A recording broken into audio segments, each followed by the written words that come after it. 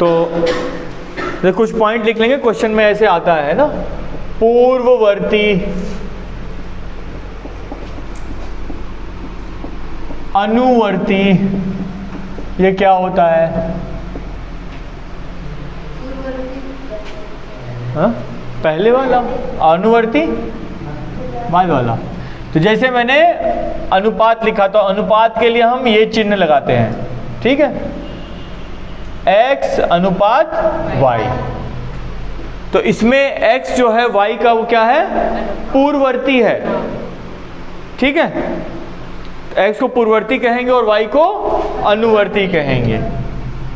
आगे क्वेश्चंस में ये सब लाइनें स्टेटमेंट में आती है, तो आप लोग लिख लीजिए ना, x अनुपात y में x y का पूर्ववर्ती है और y x का अनुवर्ती है।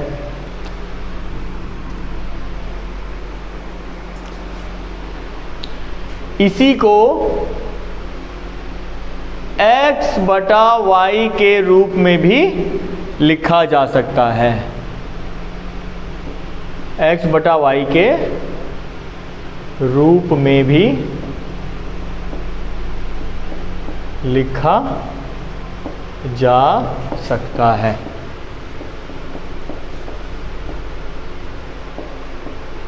ठीक है, तो इसको हम ऐसे ही बोल सकते हैं x अनुपाते y। अब अगला शब्द है कि x और y का वर्गानुपात क्या होगा? वर्गानुपात क्या होगा? x और y का वर्गानुपात क्या होगा? तो वर्गानुपात यानी कि हम दोनों का वर्ग कर देंगे और अनुपात निकाल देंगे, यानी कि x स्क्वायर अनुपात y स्क्वायर, x स्क्वायर अनुपात y स्क्वायर, ये इसका वर्गानुपात कहलाएगा। उदाहरण के लिए कोई अनुपात दिया है 2:3, तो इसका वर्गानुपात क्या होगा? 4:9। 4:9, ठीक है। फिर अगला स्टेटमेंट बनता है कि x और y का वर्गमूलानुपात क्या होगा?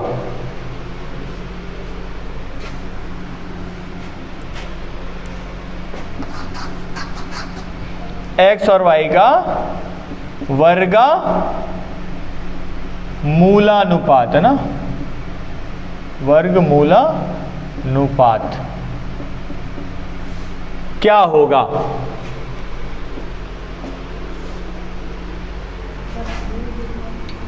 हाँ, तो x और y का वर्गमूल ले लेंगे, करनी में x अनुपात करनी में y, दोनों करनी में होगा। उदाहरण के लिए 16:25, इसका वर्गमूलानुपात क्या होगा? 4।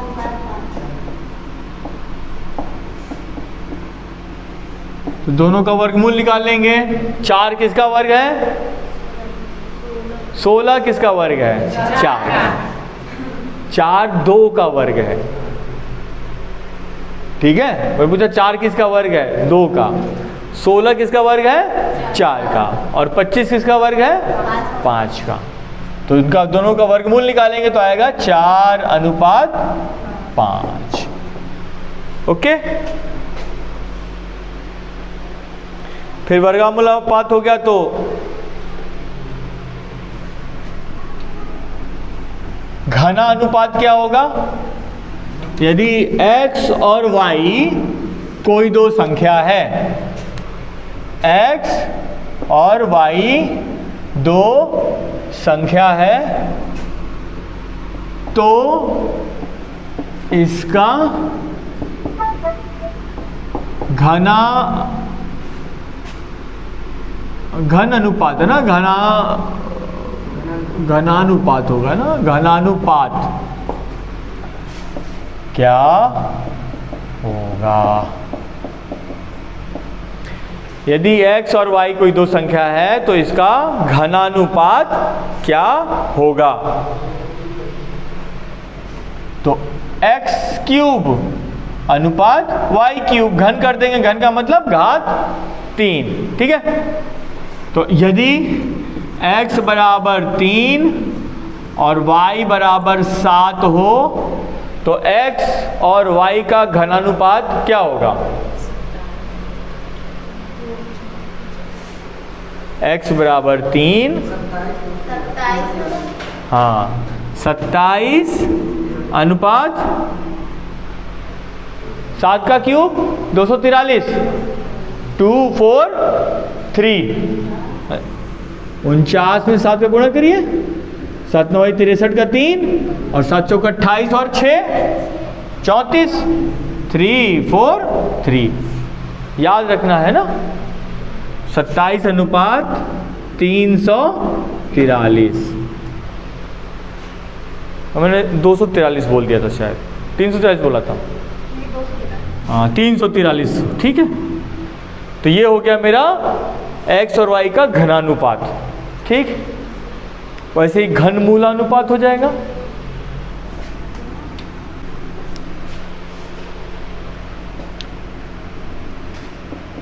यदि x और y, देखो सवाल समझाने के साथ इसमें एक सवाल भी है ना, तो इसको समझना। x और y दो सबसे छोटी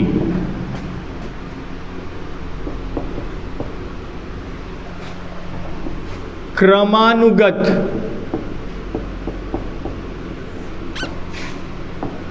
अभाज्य संख्याओं के घन हैं, तो x अनुपात y या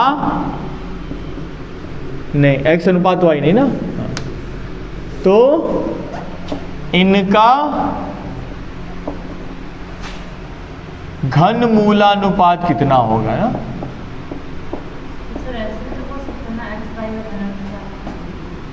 क्या x y?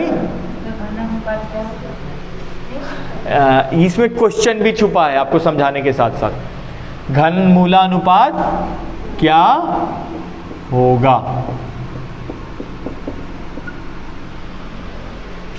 तो नंबर सिस्टम का थोड़ा सा इसमें प्रयोग है, संख्या पद्धति का, आप उसके हिसाब से पता करने की कोशिश करिए। बताइए तो घनमूल कैसे निकलेगा इसका? ऐसे ना, x की घात करनी में, ठीक है, 3 करनी में y, 3 करनी में x अनुपात 3 करनी में y, इसका मान कितना आएगा? उत्तर सीधा सीधा है, सवाल में ही जवाब है, लेकिन आप हल करके भी बता सकते हैं और डायरेक्ट भी बता सकते हैं। x और y दो सबसे छोटी क्रमानुगत अभाज्य संख्या के घन हैं, तो इनका घनमूलानुपात क्या होगा? तो इसमें से कीवर्ड खोजिए। देखिए अभाज्य संख्या क्या होती है? जो या तो स्वयं से कटे या एक से कटे। अब कौन सी अभाज्य संख्याएं हैं? सबसे छोटी। तो सबसे छोटी अभाज्य संख्या एक अभाज्य संख्या नहीं होती है। कितनी बार बताया है? 2 3, सबसे छोटी 2 और उसके बाद 3, क्रमानुगत बोला है ना, तो इसीलिए 2 के बाद क्या आएगा? 3 आएगा। उनका घन है, तो 2 का घन कितना होगा? 8, 2 दूनी 4 दूना 8, और 3 का घन 27, और इनके ऊपर 3 करनी लग जाएगी, तो कितना आ जाएगा? 2 अनुपात 3। यही पूछ रहा था।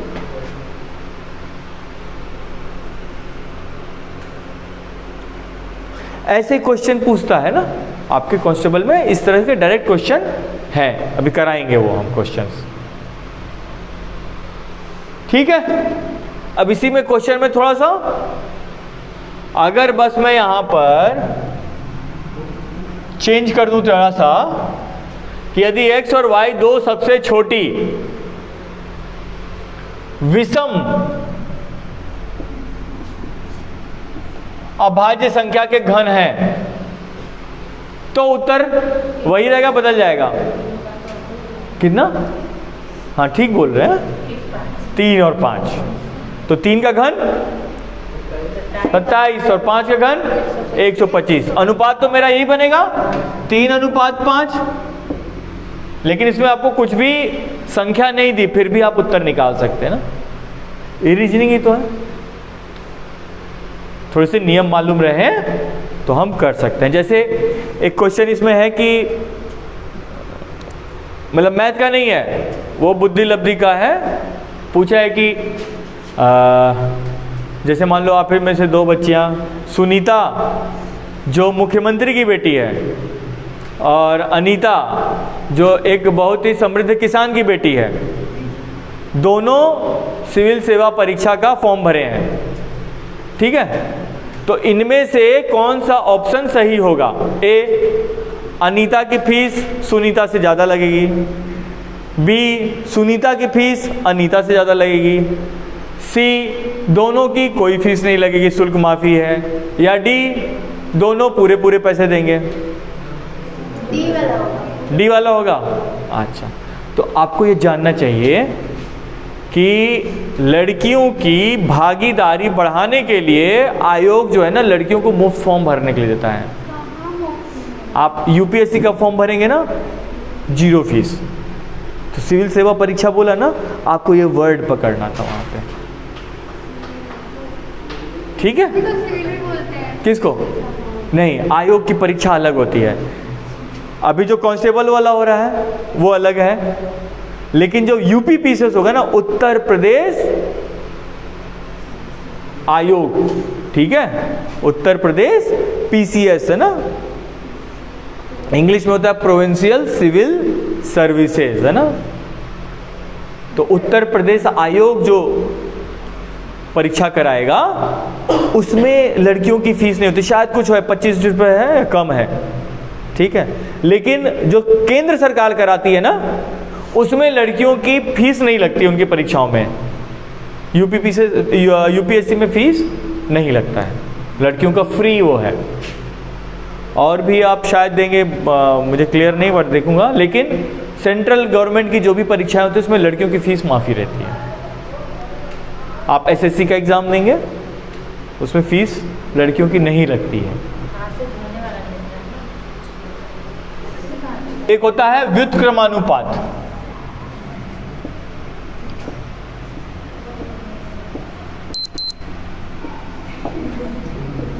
तो अनुपात, जैसे कोई संख्या दी है, मान लिया कोई कुछ दिया है, 2 संख्याएं x और y, इनका अनुपात क्या होगा? x अनुपात y। और इनका व्युत्क्रमानुपात क्या होगा? तो y अनुपात x, ये कहलाएगा इसका व्युत्क्रमानुपात, ठीक? क्या? हाँ, परीक्षा में सवाल ना शब्दों में दे देगा ना कि कोई संख्या, 2 संख्याएं जिनका वर्ग का अनुपात इतना है, तो उनके व्युत्क्रम का वर्गानुपात क्या होगा? तो फिर आप उल्टा करेंगे, फिर उसका वर्गमूल निकालेंगे और फिर उत्तर आएगा, ठीक है? फिर आता है तीसरा समानुपात ना, थर्ड समानुपात।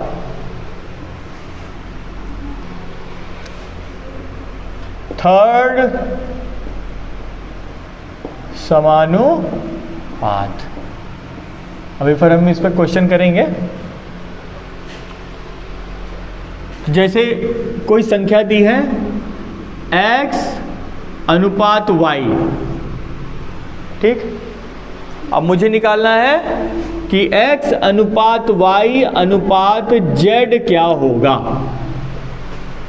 तीसरा समानुपात। तो ये कैसे खोजेंगे? इन्हीं दोनों से निकलेगा। कैसे?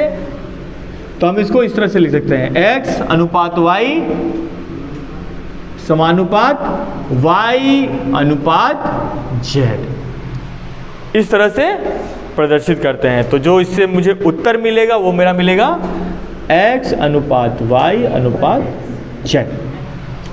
ठीक है, तो ये तीसरा समानुपात आया ना। मान लो कोई 3 मिश्रण अलग अलग मिलाए गए, इतनी इतनी मात्रा है, तो वहाँ पे इस तरह से उसको 3 अनुपात में दिखाएंगे। मिश्रण वाले सवाल में इसकी बहुत आवश्यकता पड़ती है। ठीक है, तो उदाहरण के लिए 5 और 7 का थर्ड समानुपात क्या होगा? समानुपात क्या होगा? 5 और 7 का तीसरा समानुपात या थर्ड समानुपात क्या होगा? तो इसको हम ऐसे लिख लेंगे, 5 अनुपात 7 समानुपात 7 अनुपात x। ठीक है, और इसको हम जब आगे हल करते हैं तो बराबर के चिन्ह से दिखा देते हैं। तो 5 बटा 7 बराबर 7 बटा x, ऐसे। तो ये x इधर जाके गुणा हो जाएगा और 7 इधर गुणा होगा, तो 5x बराबर 49। तो x बराबर कितना आ जाएगा मेरा?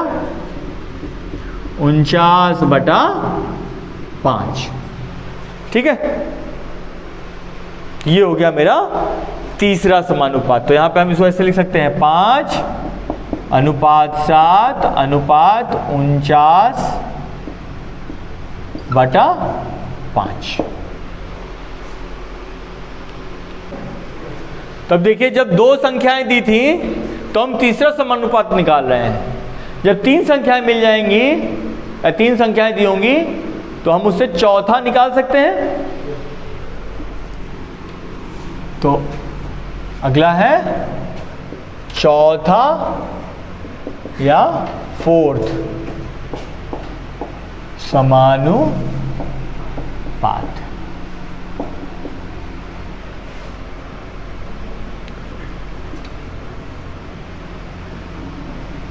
तो कोई 3 संख्याएं दी हैं आपको, x, y, z। ठीक है, तो इसका चौथा समानुपात क्या होगा? क्या?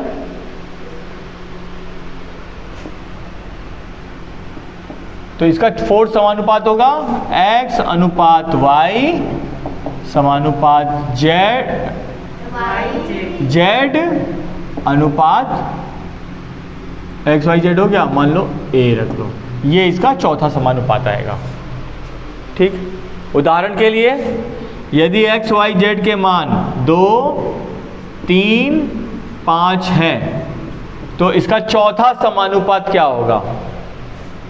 तो हम लिखेंगे 2 अनुपात 3 समानुपात 5 अनुपात x। ठीक, हाँ कुछ भी रख सकते हैं, अचर राशि है। तो इसको हम लिख देंगे 2 बटा 3 बराबर 5 बटा x। तो इसका इधर गुणा कर देंगे और इसका इधर गुणा कर देंगे, तो 2x बराबर 15। तो x बराबर 15 बटा 2। ठीक है, अगला है घटक और लाभांश।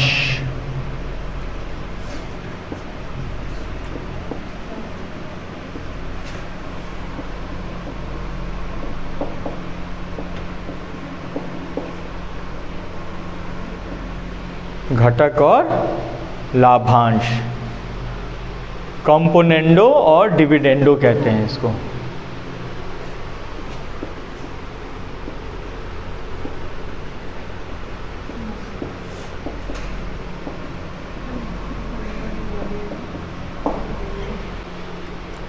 कि यदि a बराबर, इफ a बराबर 2 और b बराबर 3 दिया हो तो a प्लस b बटा a माइनस b बराबर c बटा d। ठीक है, दो संख्याएं a और b इस प्रकार हैं।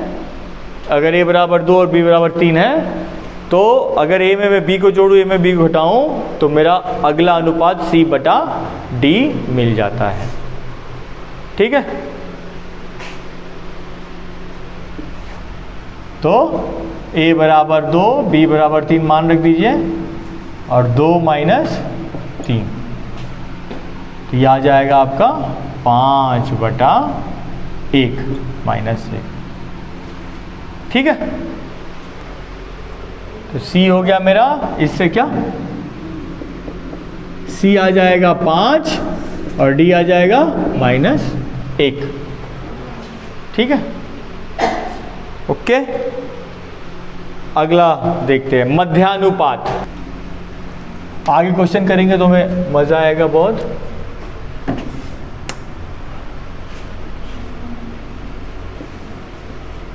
मध्यानुपात,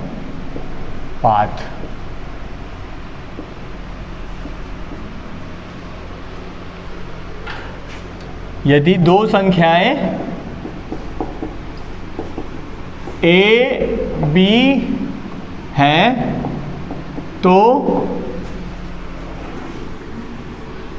इनका मध्यानुपाती,